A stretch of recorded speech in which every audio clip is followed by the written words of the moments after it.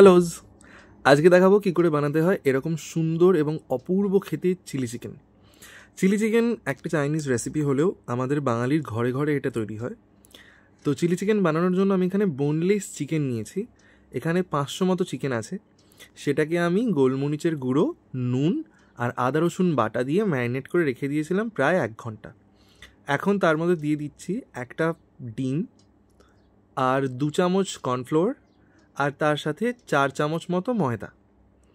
Cornflour আর ময়দার পরিমাণটা কিন্তু এটাই থাকবে। এদিক ওদিক হয়ে গেলে কিন্তু নয় এই পকোড়াটা ক্রিস্পি হয়ে যাবে অত্যাধিক, না হলে পকোড়াটা নেতিয়ে পড়বে। ময়দা আর কর্নফ্লোরটা এবার ভালো করে এই চিকেনগুলোর সাথে মিশিয়ে নেব। আস্তে আস্তে মেশাতে হবে, চিকেনগুলোকে মাসাজ করতে হবে। চিকেনের বাইরে কোট আমি কিন্তু পাতলাই রেখেছি, আমি খুব একটা বেশি কোট করব না, কারণ আমি পার্সোনালি এই চিকেন পকোড়াটাকে একটু পাতলা কোটিংয়েই পছন্দ করি। এটাকে বেশিক্ষণ রাখবো না, 10-15 মিনিটের মতো রেখে দেবো। এবার গ্যাসের উপর বসিয়ে নেব কড়া, এবং কড়াটা ভালো করে গরম করে নেওয়ার পর তারপরে তার মধ্যে দিয়ে দেবো সাদা তেল। চিকেন পকোড়া সবাই জানে, তাও আরেকবার বলে দিচ্ছি, সাদা তেলই ভাজতে হয়। যে কোনো ধরনের রিফাইন অয়েল, যারা অলিভ অয়েল খায় অলিভ অয়েল তাতে ভাজা যায়, সর্ষের তেলে ভাজা যাবে না, বিকজ সর্ষের তেলের একটা স্ট্রং ফ্লেভার হয়। তেলটাকে ভালো করে কড়ার চারদিকে ঘুরিয়ে নেব, যাতে কড়াইতে পকোড়ার ব্যাটারটা আটকে না যায় এবং যাতে তেলটা তাড়াতাড়ি গরম হয়ে যায়। এতে তেলও তাড়াতাড়ি গরম হবে, গ্যাসও বেশি পুড়বে না। চেক করে নিলাম তেলের টেম্পারেচার একদম ওকে। এবার একটা একটা করে চিকেন পকোড়াগুলো আমি তেলের মধ্যে ছাড়তে থাকবো। দেখতেই পাচ্ছেন যে কোটিংটা কিন্তু খুব পাতলা, যাতে পকোড়ার ভেতরে জুসটা ঢোকে যখন আমি গ্রেভি বানাবো সেই জুসটা, এবং পকোড়াগুলো ভেতর থেকে খুব জুসি হয়। এক এক করে আমার সমস্ত পকোড়াই ছাড়া হয়ে গেছে। এবার এগুলোকে উল্টে পাল্টে একটু সময় নিয়ে মাঝারি আঁচে ভেজে নেব, যতক্ষণ না ভেতর থেকে সুন্দর করে পকোড়াটা সেদ্ধ হয়ে যাচ্ছে। বেশি আঁচে ভাজলে কিন্তু পকোড়ার বাইরে কালার চলে আসবে, কিন্তু ভেতরটা কাঁচা রয়ে যাবে। আবার বেশি আস্তে একদম কমিয়ে ভাজলে পকোড়ার ভেতরটা ছিবড়ে হয়ে যাবে, তখন জুসগুলো বাইরে বেরিয়ে আসবে। সেক্ষেত্রে মিডিয়াম আঁচে ভালো করে উল্টো পাল্টে ভেজে নিতে হবে। কথা বলতে বলতে যাই হোক, আমার পকোড়া ভাজা এখানে প্রায় শেষ। আমি এবার পকোড়াগুলোকে একটু পরে একটা একটা করে তুলে নেব।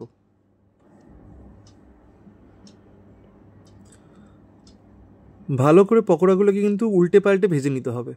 আমার পকোড়া ভাজা হয়ে গেছে। আমি বেশি কালার খুব একটা আনিনি, কারণ এমনিতেই চিলি চিকেনে একটু পরে চিলি সস সয়া সস যখন দেবো সেগুলোর একটা কালার আসবেই। সুতরাং আমার পকোড়াতে খুব একটা কালার এনে লাভ নেই। পকোড়াগুলো দেখে বুঝতেই পারছেন কোটিংটা কতটা পাতলা এবং পকোড়াগুলো কতটা জুসি হয়েছে। এবার আমি সেকেন্ড ব্যাচটা দিয়ে দেবো। আমার 500 গ্রাম চিকেন মোটামুটি 2-3টে ব্যাচেই ভাজা শেষ হয়ে যাবে। সেকেন্ড ব্যাচটাও ঠিক সেমভাবে দিয়ে দেবো। তেলটাকে কিন্তু আমি একটু ঠান্ডা করে নিয়েছিলাম, কারণ পকোড়া ভাজতে ভাজতে তেলটা অত্যাধিক গরম হয়ে যায়। তাই জন্য গ্যাসটা কমিয়ে বা গ্যাসটা নিভিয়ে তেলটাকে একটু ঠান্ডা করে নিলে সুবিধা হয়। সেকেন্ড ব্যাচগুলো প্রথম ব্যাচের মতো একইভাবে ভেজে নেব মিডিয়াম আঁচে, উল্টে পাল্টে মোটামুটি এই 5 থেকে 6 মিনিট ধরে। ইন দ্য মিন টাইম দেখিয়ে দিই যে আগের ব্যাচের পকোড়াগুলো যেগুলো ভাজলাম সেটা ভেতর থেকে পুরোপুরি সেদ্ধ হয়েছে এবং জুসিও হয়েছে। ঠিক আগের ব্যাচে যেরকমভাবে পকোড়াগুলোকে ভেজেছি এই ব্যাচটাকেও সেমভাবেই ভেজে নেব মিডিয়াম আঁচে। সময় নিয়ে মোটামুটি 5 থেকে 6 মিনিট ধরে আস্তে আস্তে ভেজে নিতে হবে সমস্ত পকোড়াই। আমি ফাস্ট ফরওয়ার্ড করে দিয়েছি আগের বারের মতোই সেমভাবে। এবারে আমি খুব একটা কালার আনিনি, একইভাবে এনেছি। পকোড়াগুলো কিন্তু অসম্ভব ভেতর থেকে জুসি হয়েছে, বাইরে থেকে দেখে বোঝাই যাচ্ছে কতটা জুসি হয়েছে। পকোড়া ভাজা শেষ। আমি বেশ খানিকটা তেল তুলে রেখেছি, দিয়ে একই তেলে মানে পকোড়া ভাজার তেলেই দিয়ে দিলাম কয়েকটা লঙ্কা। নামটা কিন্তু চিলি চিকেন, সুতরাং সেই জিনিসটা থেকে লঙ্কা পড়বে সেটাই স্বাভাবিক। এরপরে দিয়ে দিয়েছি আমি পেঁয়াজগুলো আমি ছোটো পেঁয়াজই নিয়েছি এবং শুধু কোয়াগুলোকে ছাড়িয়ে নিয়েছি। কোয়াগুলোকে ছাড়াতে একটু সময় লাগে। আর আরেকটা কথা মাথায় রাখতে হবে যে চিলি চিকেন যেগুলো আমরা বাইরের স্টাইলে খাই, সেখানে কিন্তু ওরা গ্যাসটাকে অনেক বেশি বাড়িয়ে মানে হাই টেম্পারেচারে রান্না করে। অরিজিনালি চিলি চিকেন যখন রান্না হয় তার সবজিগুলো ক্রিস্পি থাকে, কিন্তু যেহেতু আজকে আমি বাড়িতে বানাচ্ছি এবং বাড়িতে আমার বাবা আছে, ওরা খুব একটা ক্রিস্পি ভেজিটেবল খেতে পারে না, স্যুট করে নেবে শরীরে, তাই জন্য আমি এটাকে পুরোপুরি সেদ্ধ করেই ভালো করে বানাবো। পেঁয়াজটা যখন একটু হালকা হালকা ভাজা হয়ে যাবে, তারপর আমি দিয়ে দিয়েছি এর মধ্যে ক্যাপসিকাম আর টমেটো, দিয়ে আবার ভাজতে বসাবো। এই বাটিটার মধ্যেই আমি চিকেন পকোড়াগুলোর ব্যাটারটা বানিয়েছিলাম। তো ব্যাটারটা যেটুকু গায়ে লেগে আছে সেটুকুকে আমি একটু জল দিয়ে গুলিয়ে নেব। কোনো কিছুই ফেলবো না, নষ্ট কিছুই করব না, ওইটাকেই গুলিয়ে রেখে দেবো। ওটা আমার পরবর্তীকালে সস থিকনার হিসেবে কাজে দেবে। এদিকে আরেকটা ছোট কাপের মধ্যে আমি নিয়ে নিচ্ছি সসগুলো, যে সসগুলো আমরা গ্রেভিতে ইউজ করব। ফার্স্টে আমি নিয়েছি টমেটো সস, এখানে চামচের পরিমাণে মোটামুটি 4 চামচ মতো নিয়েছি। এরপরে নিয়েছি আমি রেড চিলি সস যদি আমি টেবিল চামচের হিসাবে দেখি তাহলে ওই 1 টেবিল চামচ মতো নিয়েছি। তারপরে দেবো আমি ভিনিগারটা কিন্তু মাস্ট, ভিনিগার একটা টক স্বাদ আনে। আমি ভিনিগারের চিপির হাফ চিপি মানে হাফ টিস্পুন বা মতো দিয়েছি। এরপরে আমি দিয়ে দেবো এর মধ্যে সয়া সসটাই কিন্তু চিলি চিকেনের মধ্যে কালো রঙটা নিয়ে আসে, সুতরাং সয়া সসের পরিমাণটা একটু বেশি হবে অন্যান্য সসগুলোর তুলনায়। আমি এখানে টেবিল চামচের 2 টেবিল চামচ মতো সয়া সস দিয়েছি। এরপরে যেটা আমি দিচ্ছি সেটা কিন্তু সম্পূর্ণরূপে অপশনাল, আপনাদের কাছে যদি থাকে আপনারা দিতে পারেন, না থাকলে নাও দিতে পারেন। এখানে আমি গার্লিক পাউডার দিয়েছি, গার্লিক পাউডারটা সবসময় সবার বাড়িতে থাকে না, তাই জন্য এটা কিন্তু স্কিপও করতে পারেন। এইদিকে আমার পেঁয়াজ, ক্যাপসিকাম, টমেটো, লঙ্কা সব ভাজা হয়ে গেছে। এবার আমি সসের যে মিশ্রণটা এইমাত্র বানিয়েছি সেটা অ্যাড করে দেবো এবং আবারও ভালো করে সুন্দর করে সসের সাথে যাদের বাড়িতে গার্লিক পাউডার নেই তারা তেলে লঙ্কা ফোড়ন দেওয়ার পর আদা রসুন একটু বাটা দিয়ে দেবেন, টেস্ট এবং ফ্লেভার কিন্তু একই আসবে।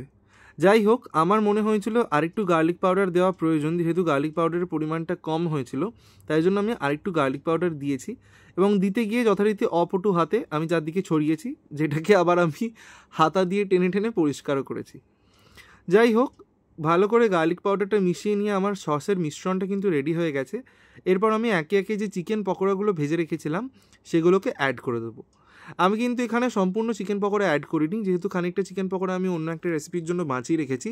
আমি মোটামুটি হাফ চিকেন পকোড়া এখানে অ্যাড করেছি, মানে ধরুন ওই 300 গ্রাম মতো চিকেন পকোড়া অ্যাড করে দিয়েছি।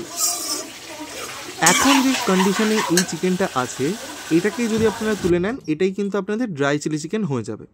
কিন্তু আমি এর মধ্যে মিশিয়ে দিয়েছি আমাদের ওই ব্যাটারের মিশ্রণটা, যেটা আমরা জল দিয়ে গুলে রেখেছিলাম, মানে সস থিকনারটা, সেটা দিয়ে আবারও ভালো করে একবার নেড়েচেড়ে নেব। দেখতেই পাচ্ছেন চিলি চিকেনটা অনেক বেশি ড্রাই হয়ে গেছে, চিকেনের গায়ে ভালো করে জুসগুলো কোট হয়ে গেছে, সস কোটিং হয়ে গেছে এবং সর্বোপরি চিকেনটা থেকে তেল ছেড়ে দিয়েছে। আমাদের চিলি চিকেন কিন্তু একদম রেডি। এবার জাস্ট এটাকে আমি নামিয়ে নিয়ে সার্ভ করে নেব।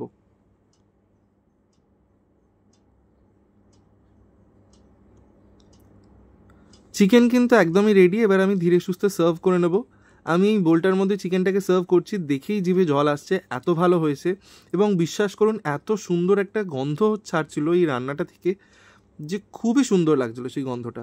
এটার টেস্ট যেরকম হয়েছে, এটা দেখতে সেরকম হয়েছে, এটার স্মেলটাও সেরকম হয়েছে। আপনারা কিন্তু বাড়িতে অবশ্যই ট্রাই করবেন, খুব অল্প উপকরণে এই চিলি চিকেনটা। যাদের কাছে একান্তই সস নেই, আজকাল মার্কেটে সসের প্রি পাউচ পাওয়া যায়, মানে চিলি চিকেন মিক্স পাওয়া যায়, সেটা এনেও ব্যবহার করতে পারেন, টেস্ট একই রকম হবে। আর আমি যে রেসিপিতে দেখালাম সেটাও ব্যবহার করতে পারেন। আজকে আমি চিলি চিকেনটা সার্ভ করেছি মিক্সড ফ্রাইড রাইস এবং তার সাথে ভেজিটেবল চপ এবং শসার স্যালাডের সাথে। আপনারা এটা রুটি দিয়েও খেতে পারেন, পোলাও দিয়েও খেতে পারেন, শুধুও খেতে পারেন। এই চিকেন পকোড়াগুলো স্টোরও করে রাখতে পারেন। তাহলে আবার দেখা হবে পরে একটা ভিডিওতে। বাই।